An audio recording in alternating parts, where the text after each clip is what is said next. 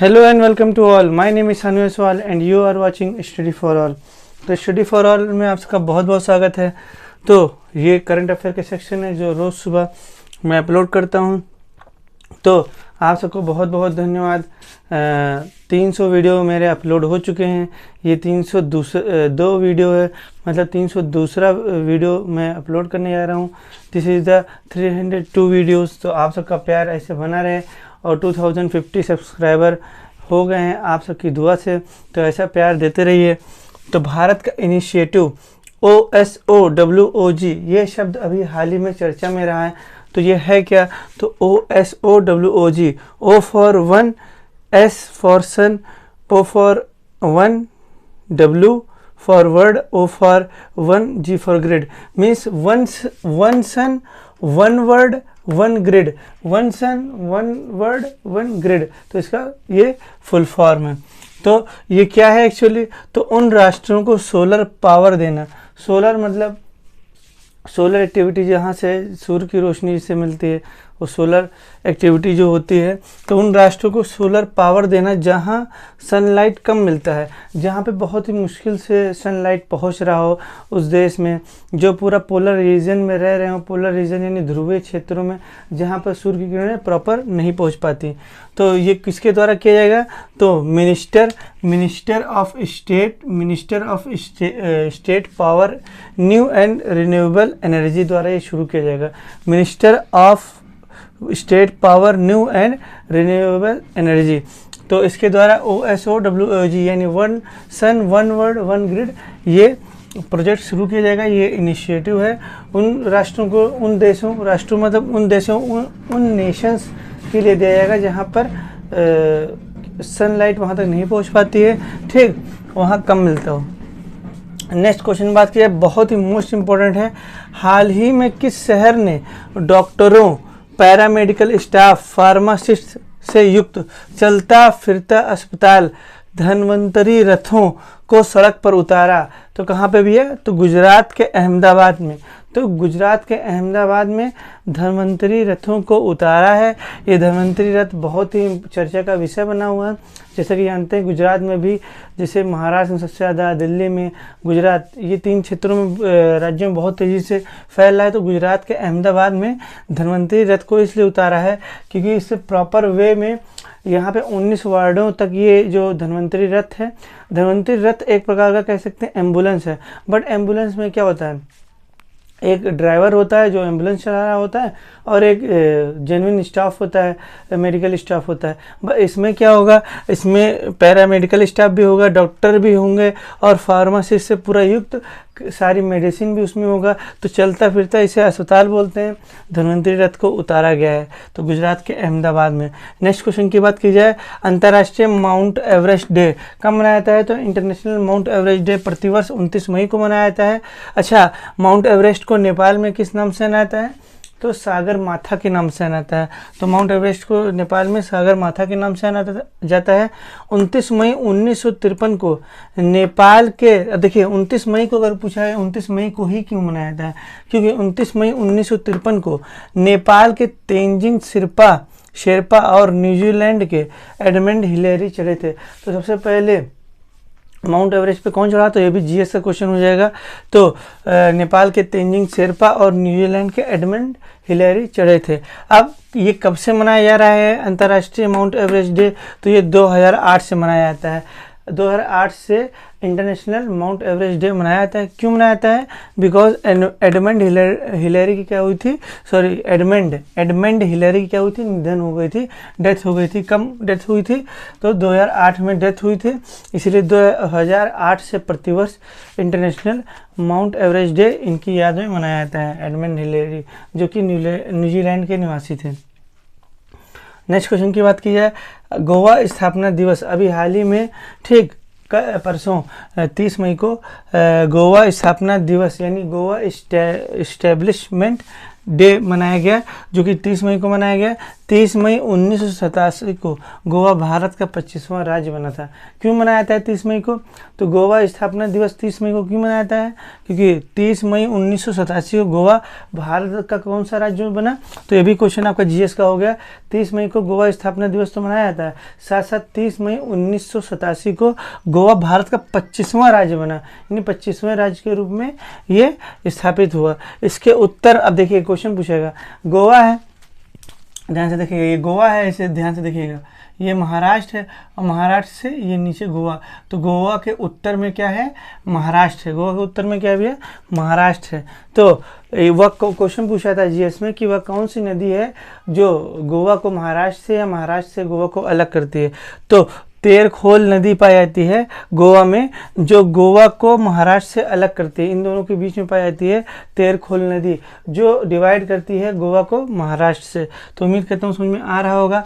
अच्छा, अब आपको बताना है कि गोवा का चीफ मिनिस्टर कौन है, और गोवा अभी कोरोना के लिए गोवा जानते होंगे भारत का पहला कोरोना मुक्त राज्य बना था। भारत का पहला कोरोना मुक्त राज्य क्या था? गोवा। तो आपको बताना है गोवा के मुख्यमंत्री कौन है और गोवा के गवर्नर का नाम क्या है, तो ये कमेंट सेक्शन के बॉक्स में आपको बताना है। कोविड चटाई क्या है? ये बड़ा चर्चा का विषय बना हुआ है। कोविड चटाई क्या है? तो केरल स्टेट कोविड कॉरपोरेशन द्वारा लॉन्च किया गया है। किसके द्वारा भैया? यानी केरल में इसे लॉन्च किया गया है कोविड चटाई को। तो कोविड चटाई क्या है? केरल स्टेट कोविड कॉरपोरेशन द्वारा लॉन्च किया गया है। ठीक, अब लॉन्च कर दिया गया इसे, जो वायरस बैक्टीरिया को घरों, ऑफिस, दुकानों में रोकने हेतु इसको लाया गया है। तो ये बहुत ही अच्छा ये बताया जा रहा है कोविड चटाई, जो वायरस बैक्टीरिया कोई भी हो तो इनको पूरी तरह से डेथ करने का मतलब इनको पूरी तरह से किल करने के लिए काम में लाया गया है। नेक्स्ट क्वेश्चन की बात की जाए, कोरोना वायरस डिसीज चटाई, नाम ही इसका दिख रहा है। किस राज्य ने प्रवासी मजदूरों के लिए रोजगार सेतु योजना लॉन्च किया? तो किस राज्य ने भैया? तो मध्य प्रदेश। तो मध्य प्रदेश सरकार ने किसके लिए? प्रवासी मजदूरों, जो माइग्रेंट्स लेबर हैं, जो जैसे मध्य प्रदेश के लेबर थे, दूसरे राज्य में काम कर रहे थे, तो अब वो लौट रहे हैं, तो अब उनके पास कोई रोज़गार है नहीं, तो उनके लिए उसी राज्य में उनको रोज़गार मिले, एम्प्लॉयमेंट मिले, तो इसीलिए रोज़गार सेतु योजना लॉन्च किया है मध्य प्रदेश सरकार ने। तो मध्य प्रदेश सरकार के मुख्यमंत्री कौन है? तो शिवराज सिंह चौहान। तो आपको बताना है below the comment section box कि मध्य प्रदेश के गवर्नर का नाम क्या है। उत्तराखंड के प्रवासियों के लिए मुख्यमंत्री स्वरोजगार योजना, तो क्वेश्चन पूछेगा मुख्यमंत्री स्वरोजगार योजना कहाँ पे मतलब योजना कहाँ मतलब कि लाया गया है? तो उत्तराखंड ने लाया है। किस राज्य ने लाया है, लॉन्च किया है? तो मुख्यमंत्री स्वरोजगार योजना, स्व मतलब खुद से, रोजगार योजना किसने लाया है? उत्तराखंड ने। किसके लिए लाया है? माइग्रेंट्स को लाया है। ठीक, प्रवासियों के लिए जो बेचारे बहुत ही दिक्कतों का सामना कर रहे हैं।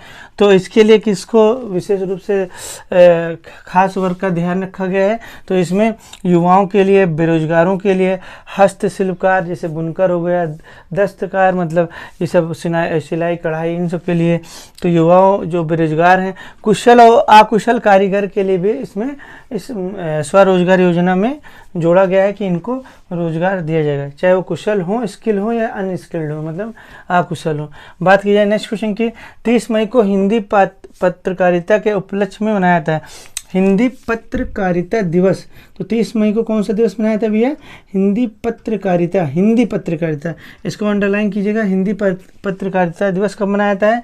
तो 30 मई को प्रतिवर्ष मनाया जाता है। तो क्यों मनाया जाता है? क्योंकि 30 मई को प्रकाशित हुआ था प्रथम हिंदी समाचार पत्र। तो पेपर में भी आता है कि भारत का प्रथम हिंदी समाचार पत्र का नाम बताइए। तो भारत का प्रथम हिंदी समाचार पत्र का नाम क्या है? उदंत मार्तंड। क्या नाम है? उदंत मार्तंड। जो किसने इसको लिखा था, प्रकाशित किया था? तो जुगल किशोर जी ने। तो भारत का प्रथम हिंदी समाचार पत्र उदंत मार्तंड है, जिसको जुगल किशोर द्वारा लिखा गया था, प्रकाशित किया गया था, जो कि कब हुआ था? 30 मई को प्रकाशित किया गया था। वो प्रथम हिंदी समाचार पत्र था, इसीलिए 30 मई को हिंदी पत्रकारिता दिवस के रूप में मनाया जाता है। तो आपको बताना है जुगल किशोर जी ने इसे कब कब मतलब प्रकाशित किया, किस ईयर को प्रकाशित किया, ये आपको बताना है। और आपको बताना है उत्तराखंड के सीएम का नाम क्या है, उत्तराखंड के सीएम का नाम क्या है और गवर्नर का नाम क्या है, ये भी आपको कमेंट सेक्शन के बॉक्स में बताना है। नेक्स्ट क्वेश्चन की बात की जाए, हाल ही में मिसाइल पार्क अग्निप्रस्थ जो चर्चा का विषय बना है, इसकी आधारशिला रखी गई है किसके द्वारा? तो हाल ही में मिसाइल पार्क अग्निप्रस्थ की आधारशिला रखी गई है, इसको INS कलिंगा के द्वारा रखा गया है। इसमें क्या किया गया है, 2 मेगावाट, MW मतलब 2 मेगावाट सोलर प्लांट सिस्टम को कमीशन किया गया है। तो इसमें कितना मेगावाट सोलर प्लांट सिस्टम को कमीशन किया गया है? तो 2 मेगावाट सोलर प्लांट सिस्टम को कमीशन किया गया है। किसके द्वारा ये अग्निप्रस्थ की आधारशिला रखा गया है? तो INS कलिंगा के द्वारा। किसके द्वारा भी है? INS कलिंगा के द्वारा। वर्ल्ड मिल्क डे, आज 1 जून है, तो आज के दिन ही 1 जून को वर्ल्ड मिल्क डे मनाया जाता है। तो वर्ल्ड मिल्क डे कब से मनाया जा रहा है? तो 1 जून 2001 से मनाया जा रहा है। कब से मनाया जा रहा है भैया? 1 जून 2001 से मनाया जा रहा है। इस बार का थीम क्या रखा गया है? तो देखिए 1 जून 2001 से मनाया जा रहा है, और आज कौन सा ईयर चल रहा है? 2020। तो 20 साल हो गए, यानी कितने एनिवर्सरी हो गए? तो 20 एनिवर्सरी इस बार है, 20th एनिवर्सरी है, 20th एनिवर्सरी। तो इसका थीम भी रख दिया गया है 20th anniversary of world milk day, 20th anniversary of world milk day. अच्छा, दूध में कौन सा तत्व पाए जाते हैं? तो कैल्शियम पाया जाता है, और क्या पाया जाता है? मैग्नीशियम पाया जाता है, और क्या पाया जाता है? जिंक पाया जाता है, जिंक पाया जाता है, और साथ साथ क्या पाया जाता है? आयोडीन भी माना जाता है, आयोडीन भी पाया जाता है। कैल्शियम, मैग्नीशियम, जिंक और आयोडीन पाया जाता है, जो हमें इंस्टेंट एनर्जी, और क्या करता है ये? हमें इंस्टेंट एनर्जी प्रोवाइड करता है। इंस्टेंट मतलब तुरंत तत्काल में ऊर्जा प्रदान करता है, जैसे ग्लूकोज। तो इसीलिए इसे संपूर्ण आहार भी बोलते हैं। तो मिल्क को पूरी तरह से कंप्लीट फूड भी बोला गया है। Milk is also known as complete food. तो आपको बताना है मिल्क का रंग सफ़ेद होता है। मिल्क का रंग क्या होता है? सफ़ेद। तो ये किसके कारण? तो एक प्रोटीन पाई जाती है, उसी कारण होती है। तो मिल्क में कौन सी प्रोटीन पाई जाती है जिसके कारण मिल्क का रंग सफ़ेद होता है? ये आपको इनसे बताना है। और गाय का दूध पीला, किसका भी है? गाय का दूध क्या होता है? पीला। तो ये किस वर्णक के कारण होता है? तो गाय का दूध का पीला वर्णक के कारण होता है, जो मैंने पढ़ाया था, पिगमेंट के कारण होता है। वो किस पिगमेंट के कारण होता है? और मिल्क में यानी दूध में कौन सा प्रोटीन पाता है जिसके कारण दूध का रंग सफ़ेद होता है? तो this is the end of the video. उम्मीद करता हूँ बहुत ही अच्छा लगा होगा। Thank you for watching, keep it up and go ahead.